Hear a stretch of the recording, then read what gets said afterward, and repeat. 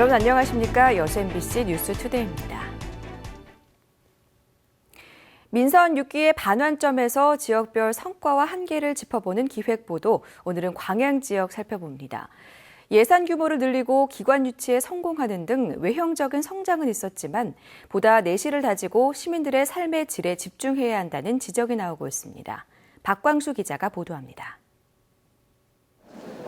광양만권 3개시가 함께 뛰어들었던 전남 도립미술관 유치전의 최종 승자는 광양시였습니다. 이어 도립예술고 유치까지 성사시키면서 정연복 시장이 내세운 시세 키우기와 적극적인 행정에 결실로 받아들여지는 분위기였습니다. 실제로 예산 규모 면에서도 시세의 변화 추세는 확연합니다. 2014년 5,600억이던 시 예산 규모가 올해는 7,400억 원 수준. 2년 만에 32%나 증액되면서 오랜 기간 답보 상태에 빠져있던 산단과 공원, 택지 개발 등의 숨통이 트였습니다. 국도비 확보와 각종 누락된 재원 발굴 등에 심혈을 기울였고 국가 산단인 명당 3지구를 비롯해서 여러 지역 택지 개발로 특별하게 규모가 커졌기 때문입니다.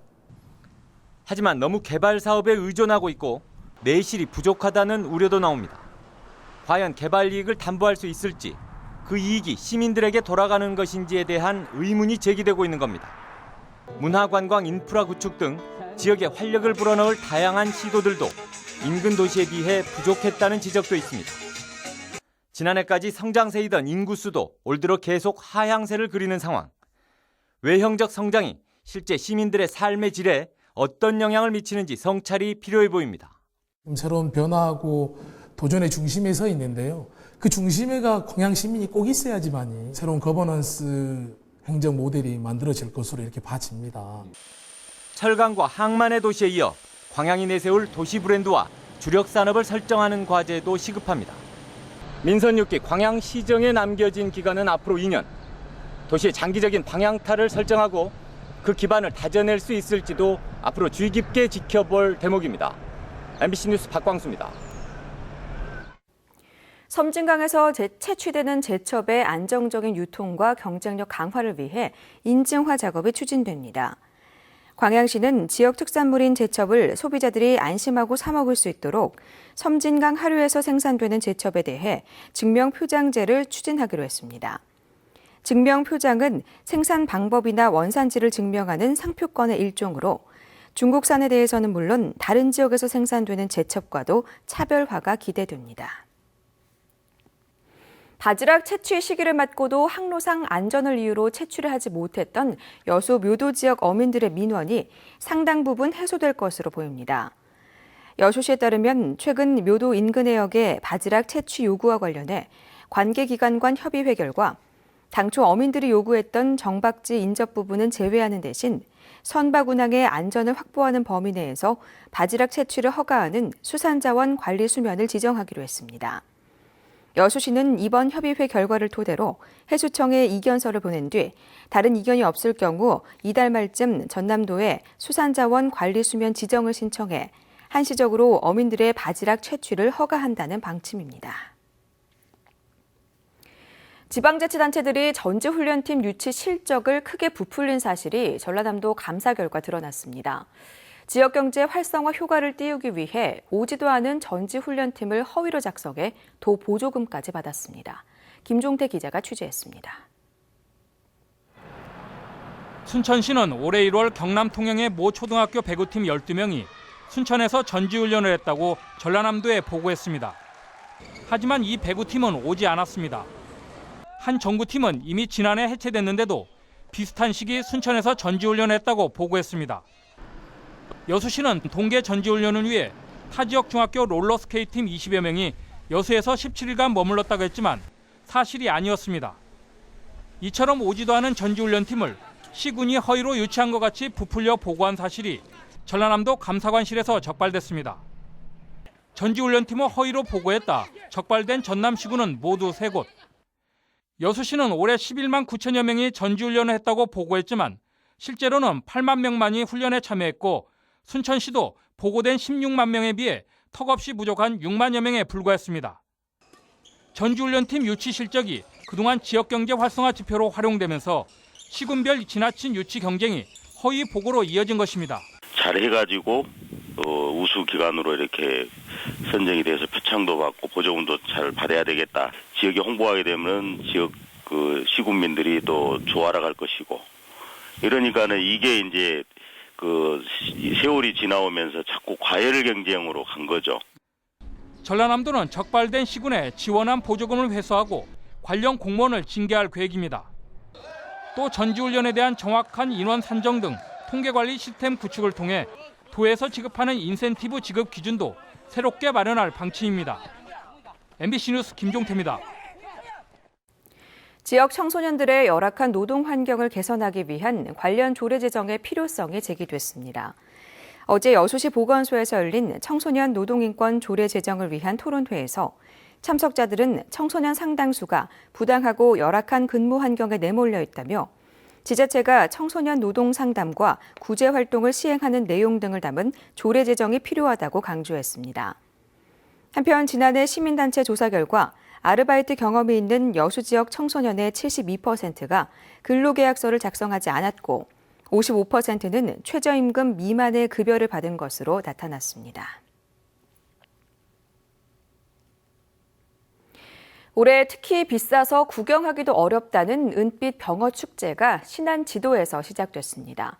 3년 만에 개최되는 겁니다. 신광하 기자입니다. 통통하게 살이 오른 병어의 잔치가 시작됐습니다. 열렸다 하면 하루 15,000명씩 오갔던 병어 축제가 3년 만에 돌아왔습니다. 2014년에는 세월호 참사, 지난해에는 메르스 여파로 축제가 취소됐었습니다. 싱싱한 병어를 비벼 만든 비빔밥으로 관광객들의 입맛을 자극했고 그늘이 있는 곳이라면 어김없이 옹기종기 모여 앉아 고소한 병어를 맛봤습니다. 이렇게 보양식이라고 병어가요. 제철을 맞이해서 엄청 고소해요. 맛있어요. 네.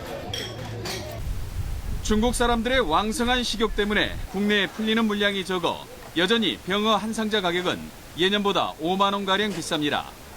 더욱이 지난해보다 많이 잡혔던 병어도 이번 주 들어 그물에 걸리는 양이 뜸해지고 있습니다. 25일까지 열리는 병어 축제가 특히 미식가들에게는 병어 맛보기에 좋은 기회가 될 것으로 보입니다. MBC 뉴스 신광하입니다. 지리산 자락 구례에 누름꽃 아파를 테마로 박물관이 탄생했습니다. 국내 유일의 아파 박물관은 야생화 산업을 이끄는 구심점이 될 것으로 기대됩니다. 이계상 기자입니다. 언뜻 보면 평범해 보이는 액자 속 작품입니다. 가까이 들여다보면 꽃잎과 식물 줄기가 그림을 만들어냈습니다. 지리산에서 자생하는 꽃과 식물을 정성스럽게 말린 뒤 솜씨 좋은 작가들이 누름꽃 아파 작품을 다양한 양식으로 탄생시켰습니다. 주변에 볼 수 있는 작약이랄지 여러 꽃들을 이렇게 오랫동안 볼 수 있는 이것이 아파의 장점이자 남녀노소 누구나 쉽게 할 수 있는 그런 아파 예술 같습니다. 지리산 자락인 구례에 야생화 아파 전시관이 문을 연 지 15년.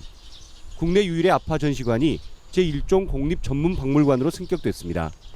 야생화 아파 관련 유물과 자료를 체계적으로 관리하고 아파 예술 관련 산업을 발전시키기 위한 든든한 중심축이 될 것으로 기대됩니다. 농업 생산품과 예술, 그리고 관광을 함께 융복합시켜 지역 발전을 이끄는 6차 산업화에도 한몫을 할 것으로 보입니다. 외국에서도 많은 분들이 와서 아파를 연구하고 교육적인 자료와 그리고 관광 상품을 같이 교류할 수 있는 교류의 장이 될 것으로 저희들은 기대하고 있습니다.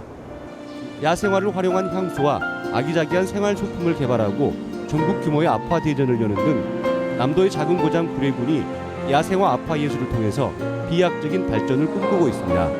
MBC 뉴스 이계상입니다. 고흥 지역의 대규모 숙박시설을 비롯한 관광 인프라가 확충됩니다. 고흥군과 전라남도 레저그룹인 썬밸리그룹은 어제 투자 협약을 체결하고 고흥군 도덕면 일원 3만 3천여 제곱미터 부지에 600억 원을 투자해 지상 10층 규모의 숙박시설을 건립하기로 했습니다. 주식회사 커팅코리아도 오는 2020년까지 364억 원을 들여 고흥군 동일면에 체류형 종합관광단지를 조성할 계획입니다. 전라남도가 해양수산부, 경상남도와 함께 적조 방제 장비를 공동 활용하기로 협약을 체결했습니다. 협약에 따라 세 개 기관은 타 기관에서 보유하거나 임차하고 있는 황토 살포기나 적조 방제용 바지선 등을 임차료와 인건비만 부담하면 쉽게 빌려서 사용할 수 있게 됐습니다. 특히 해양수산부가 장비의 공동 활용에 소요되는 경비 일부를 지원하기로 해 적조 방제 작업에 예산 절감 효과가 기대됩니다.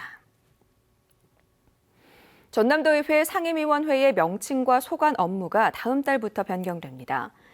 전남도의회의 관련 조례가 개정되면서 기획사회위원회가 기획행정위원회로, 안전행정환경위원회가 보건복지환경위원회로, 건설소방위원회가 안전건설소방위원회로, 농수산위원회가 농림해양수산위원회로 각각 명칭이 바뀝니다. 이에 따라 안전행정환경위원회 소관인 자치행정국과 대변인, 도민소통실, 감사관 등이 기획행정위원회로 바뀌는 등 소관 부처도 일부 조정됩니다. 상임위 위원 정수도 안전건설소방위원회가 10명에서 9명으로 줄고 교육위원회는 9명에서 10명으로 늘어나는 등 조정됩니다. 지역도 의원들이 전남도의회 하반기 의장단 구성에 대거 출마했습니다.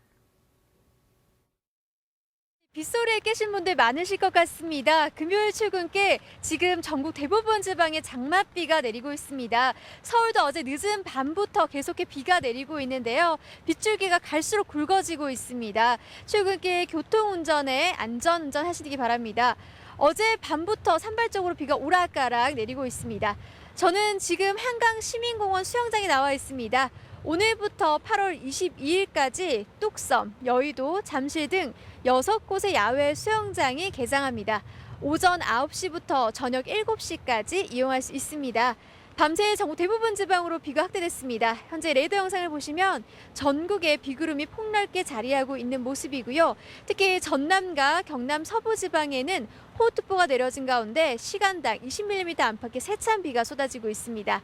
앞으로도 전라도 지방 최고 100mm 이상의 많은 비가 더 쏟아지겠고요. 경기 남부와 강원 남부, 충청과 영남 지방에 20에서 60mm, 서울과 경기 북부, 강원 북부에도 5에서 30mm가량이 더 내리겠습니다. 비는 오후에 수도권 지방부터 그치기 시작해 밤에는 대부분 개겠습니다. 오늘 낮 기온은 서울 26도, 광주 25도, 대구 26도로 더위가 주춤하겠고요. 이번 주말 대체로 맑고 덥겠는데요. 내일 영서와 충북에서는 소나기 가능성이 있습니다. 날씨였습니다.